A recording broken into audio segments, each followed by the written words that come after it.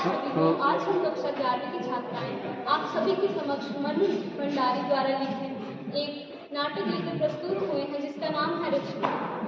प्रस्तुत नाटक व्यवसायिक गंदी शिक्षा की ओर हमारा ध्यान खींचता है, तो आइए पात्रों से आपका परिचय कराया जाए। रजनी, लीला, अमित, हेडमास्टर, चपरासी, निदेशक, संपादक, रवि। तो आइए यह नाटक शुरू करते हैं। पहला दृश्य, मध्य वर्गीय परिवार के फ्लैट का एक कमरा। एक महिला रसोई में व्यस्त है, घंटी बजती है, कोई बाई दरवाजा खोलती है। रजनी का प्रवेश। अरे वो लीला कहाँ है? इंतजार नहीं चलना क्या? अरे हाँ चलना तो था पर अभी आता होगा, आज उसका रिजल्ट नहीं पता है ना। ओ फिर तो मैं मिठाई खा कर ही जाऊंगी। इस बार सूजी के हलवे से काम नहीं चलेगा, पहले बता रही हूँ। अरे नहीं नहीं, कैसी बात करती हूँ, मैं तो तुम्हारे लिए खास रसमलाई ला के रखती हूँ। लगता है अमित आ गया। अमित क्या हुआ? लो देखो क्या हुआ है मेरे रिजल्ट का। वो लगे थे मैथ्स की ट्यूशन लगवा दी थी, मेरा सारा रिजल्ट खराब हो जाएगा और बस वही हुआ। पर तू तो कह रहा था सारी सवाल सही करके आया, यहाँ तक कि तुम्हें घर पे आकर अपने पापा के साथ मिलकर सारा टेस्ट किया था। इतने कम नंबर? इसके तो कुल 72 ही नंबर आए हैं। सर तो कहते थे मैथ्स की ट्यूशन लगवा दो, मैथ्स की ट्यूशन लगवा दो, पर रोते रहोगे। अंग्रेजी को लेकर तुझे थोड़ी दिक्कत थी, उसमें करवा दी थी ट्यूशन। अब दो विषयों की ट्यूशन, ऊपर से इतनी लंबी चौड़ी थी, तुझे तो पता नहीं बेटा। देखो अमित, रजनी आंटी को रोने वाले बच्चे बिल्कुल पसंद नहीं है, तो मैं तुम्हें सवाल पूछूंगी, तुम सही जवाब देना। क्या तुमने पेपर बिल्कुल ठीक किया था? हाँ। तुमने अपने पापा के सामने पेपर बिल्कुल ठीक किया था? हाँ। कितने बच्चे उनके पास ट्यूशन लेते हैं? 22। फिर भी तुम्हारे मार्क्स कम आए? चलो कोई बात नहीं, कल 9 बजे तैयार रहना, कल हम तुम्हारे स्कूल चलेंगे। आंटी कल तो छुट्टियां पड़ रही हैं और अगर आप वहाँ जाएंगे तो सर बहुत गुस्सा करेंगे, प्लीज वहाँ मत जाए। अभी बोलो ना। हाँ रजनी, अब तुम वहाँ गई तो गई और परेशान न करें। अब तो रहना स्कूल में उन लोगों से कैसे चल रहा, मत जाओ। मतलब वो लोग तुम पे अत्याचार करते रहेंगे, तुम सहते रहोगे? ठीक है, रोते रहो दोनों जोन में बैठ के। दूसरा दृश्य, स्कूल के हेडमास्टर का कमरा। हेडमास्टर काम में व्यस्त है। चपरासी बड़े अदब से एक चिट्ठी लाकर रखता है। हेडमास्टर कुछ क्षण उसे देखता रहता है और फिर कहता है,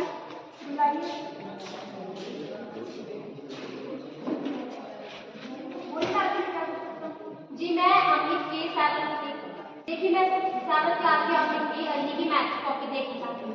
सॉरी मैडम, ये हम नहीं दिखा सकते आप। देखिए मैं जानती हूँ पर मैं बस ये देखना चाहती हूँ कि उसके मार्क्स घटे कहाँ से, या तो जल्दी गलती है या फिर उसकी कोई गलती है। देखिए घर जाकर हर बच्चे ये कहते हैं कि उसके मार्क्स बढ़े अच्छे हैं, तो मतलब ये नहीं तो हम आपको अर्ली क्लास की कॉपी दिखाएं, हमने ऐसे ही पेरेंट्स की लाइन लग जाएगी, हम नहीं दिखा सकते, स्कूल के नियम के खिलाफ है। यानी कि आपका स्कूल नियमों से चलता है? आई नहीं पता इसे, अगर आपका स्कूल नियमों से चलता हो तो आपकी हरकतें नहीं होती। देखिए टीचर्स पढ़ाते हैं, समझ पढ़ते हैं, इसमें आप स्कूल कर सकते हैं ना हम। अगर आप कुछ नहीं कर सकते तो मेहरबानी की कुछ छोड़ दीजिए। You please get out this school. Laptop नहीं करिए,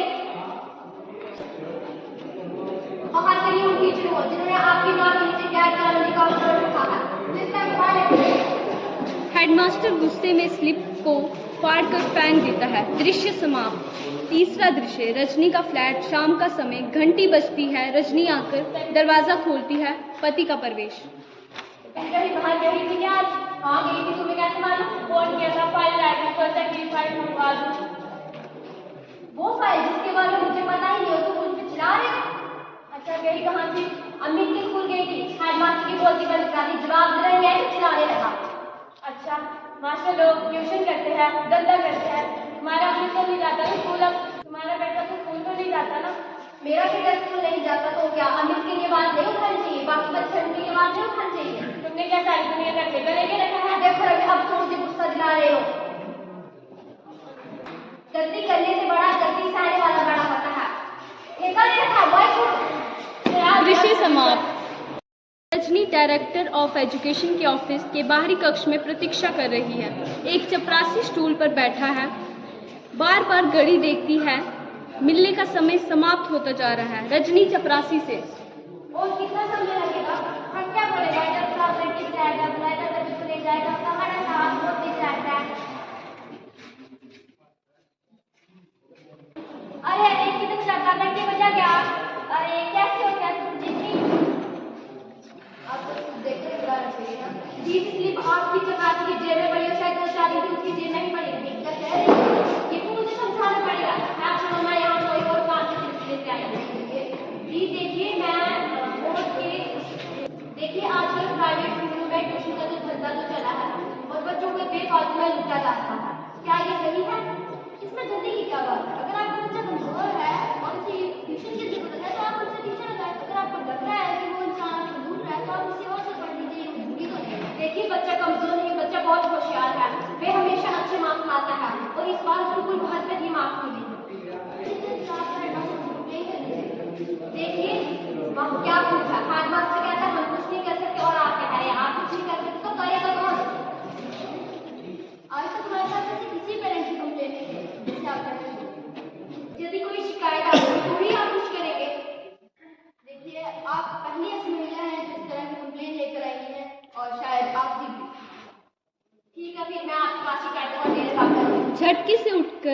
बाहर चली जाती है। निदेशक देखता रहता है, फिर कंधे उचका देता है। 5वां दृश्य, किसी अखबार का दफ्तर। कमरे में संपादक बैठे हैं और उनके साथ रजनी बैठी है। अरे वाह, आपने तो आंदोलन का नाम ही ले दिया, आपने बहुत अच्छा किया। इसके शिक्षा के क्षेत्र में फैली ईमानदारी को बंद होना ही चाहिए। देखिए, आप ही महसूस कर रहे हैं तो देखिए हमारा हाथ तो उठाइए और कितने सारे बच्चों की भविष्य की तरफ और कितने पेरेंट्स को राहत मिलेगी, कितने बच्चों का भविष्य सुधरेगा।